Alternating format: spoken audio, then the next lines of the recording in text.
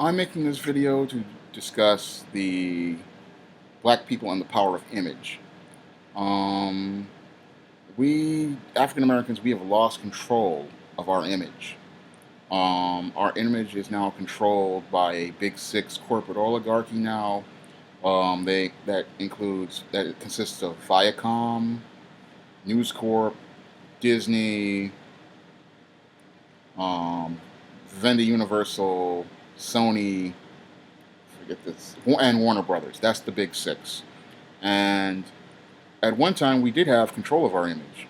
Men like John H. Johnson and Gordon Parks worked hard to create publications such as Ebony, Jet, and Essence, which told our stories and talked about our experiences.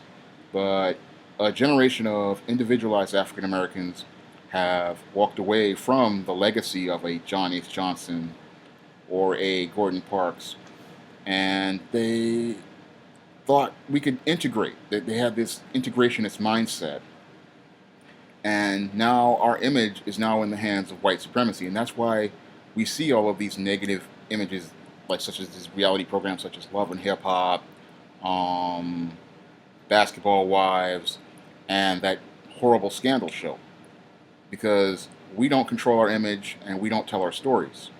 And when you don't control your image, people tell the story about you. They don't.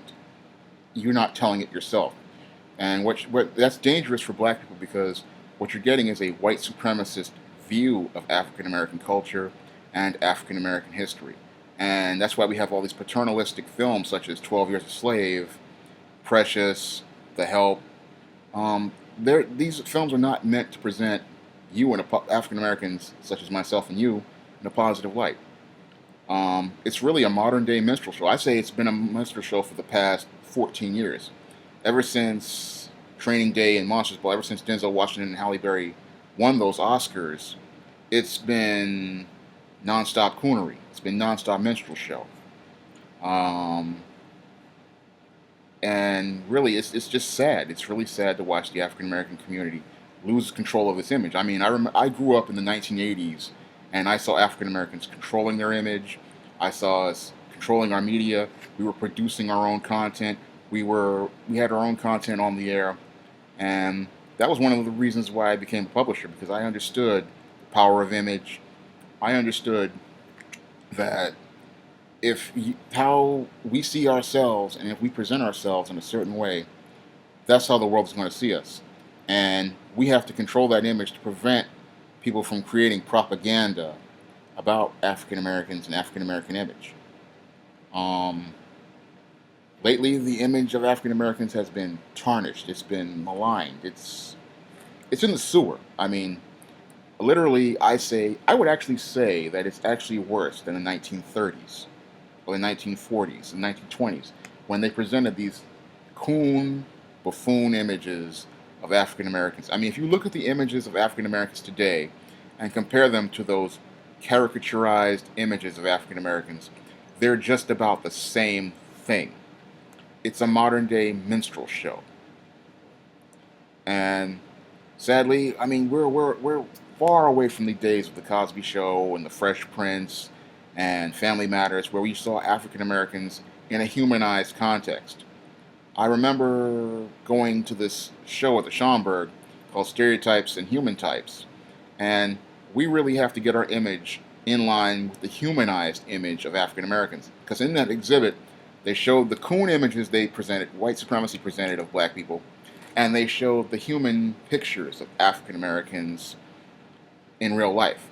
And we're not showing that part of ourselves in media and in print and in film. It's just not being shown. And if it is being shown, it's being shown by other African Americans who are producing things. In many cases, we're the only ones producing stuff, like people like me, myself, who are producing positive content that features African Americans and content that features humanized images of African Americans. And also it's just a small group. It's a small group of black people. I look at most of the books now out there. When I go to the bookstore, most of the books are street lit. They all feature these caricaturized, coon, buffoon images, these oversexed images of African American women and African American men. That's not who we are. That's never who we were. Those images are created to appease and please white supremacists and white racists who want to see black people depicted this way. They don't want to see intelligent African Americans, and they don't want to see us talking about things like business or art or content like that. And African Americans, sadly, now a lot of black people believe that these images are real. They're not real. These images are made up by Madison Avenue advertisers and Hollywood movie studios to make you believe this is who African Americans are. That's never been who we are. And we really need to get in touch with ourselves. We really need to get in control of our image. And we really need to watch what we're putting out here and watch what we imbibe in our minds. Because a lot of this media is made up, it's fake, and it's not who we really are. And we really need to start saying who we are and defining our own image and not letting other people tell us who we are. Because when you embrace characterized stereotypes such as those you see on reality shows or that ridiculous Scandal program, you are just reinforcing white supremacy. You are co-signing it. It is embarrassing. These images, if you really look at them, they're not who you are. They're not what black people are. Really, we really need to do better. We really need to start taking control of our image, and we really need to start telling our own stories. I mean, as a publisher myself, I made it my mission to try to make an effort to control the images of African Americans and to show different pictures of the African American experience. I feel that if we don't control our image, no one else will. Because if the big six control your image, they're not going to put those type of images on screen. They're not going to put those images in print.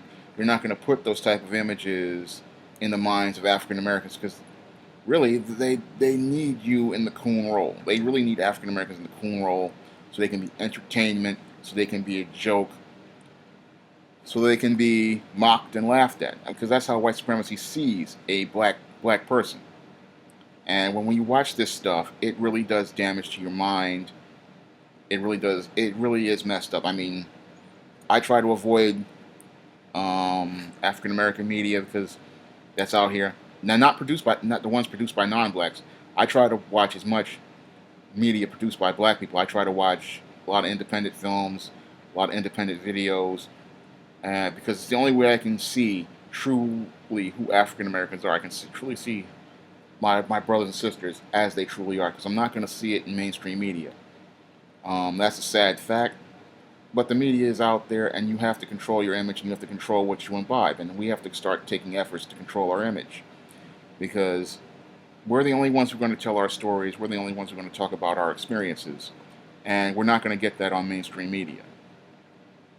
And this minstrel show that we have out here, we really have to really start fighting against it and stop letting our kids watch it, especially. And we have to stop letting them imbibe this garbage like the street lit. This stuff is a minstrel show. It's coon and buffoon. It's ignorant beyond belief, and it's not who black people truly are. That's all I have to say for this video. You can comment, rate, and subscribe.